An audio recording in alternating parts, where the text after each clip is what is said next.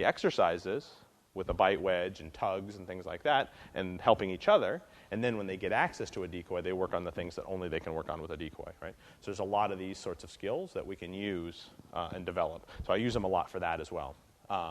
And then I use them a lot for targeting exercises, right? So I play with these things a lot and teach my dog, when I'm playing with him, different targeting areas. So I'll leave him and I'll hold it up here high like this and make him jump up, boom, and hit it. I'll hold it down like this. I'll hold it across my body like this at an angle and make him turn his head and grab it. I just mess with all kinds of different I'll spin around and make him grab it from behind me like that, wham. And all they are is just basically little exercises to teach the dog to hit a target in different places in relation to my body. And it makes those dogs more efficient targeters when we go to the protection work. So then if I start showing them different body pictures, they know how to adjust and hit a different target, hit what they're looking at, instead of just kind of like throw themselves at the guy in some fashion. Right? And in some sports, that's much more important than others, but it's a component of all of the sports, right? It's important that the dog know where they want to bite and be able to make subtle adjustments if a guy makes a different presentation than they're used to. If some guy moves different, he's taller, he's shorter, he presents higher, he moves differently, and your dog misses a bite because he was expecting a different kind of presentation. So the more we practice those skills ourselves away from the bite work, the better are. So I use the bite wedges a lot for that. And I use these a lot in the early stages of biting, right? Because again, it mimics a lot of the surface and texture and stuff of a sleeve, of the Schutzen-style sleeve. So we use this a lot in foundation bite work for those dogs. Only it's much easier to control and make presentations and all that kind of thing. So we use these extensively with sleeve dogs while they're learning to bite before we put them on the sleeve. So kind of as a transition for a Schutzen dog between a rag or tug and the sleeve, we use these a lot. And they're easy to hold on to. So like I have lots of people, again, that use them a lot for conditioning, right? So they'll just back tie their dog and play tug with their dog.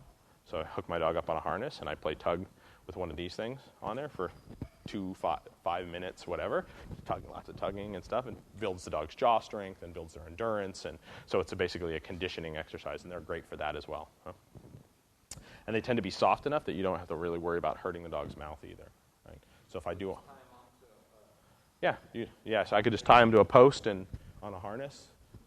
And just get out, and then I come up, and boom, I give them a bite, and then I can pull back against that harness to make them have to use their jaw or whatever I want to do, right?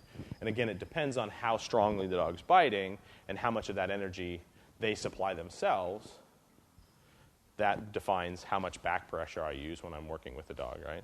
So the dog that needs more energy in their bite, we use a lot of back pressure to make them have to bite down. Or a dog that doesn't bite satisfy, then a lot of times I make them feel like they're going to lose it, and then when they win, I let them possess it, right, as a technique to make them like biting more, right? So it depends kind of on the dog's motivation and strength and intensity, how much back pressure we use. We want to eventually, obviously, it's help. Like the dog has to learn to work without any back pressure. So our goal is to get the dog off it as soon as we can get the dog off it. I don't want to have to keep doing it, but with some dogs it's necessary that we continually maintain the dog with some back pressure. Other dogs, as soon as they start biting a certain way, we almost never use back pressure with them anymore. Right? So like my older dog, we're going to put him on a harness today for the misses, but he virtually never, I virtually never use back pressure when he's biting anymore. He supplies the energy himself. He's biting a certain way. There's no reason for me to put back pressure on him. The only time I would do it is if I was changing target areas or I was going to show him some different kind of picture and I wanted to be able to control where he went and control his biting under those circumstances. I filmed this video at Michael's school in California. He gives 2-week courses on protection training, and this video was just a few minutes of that 2 weeks.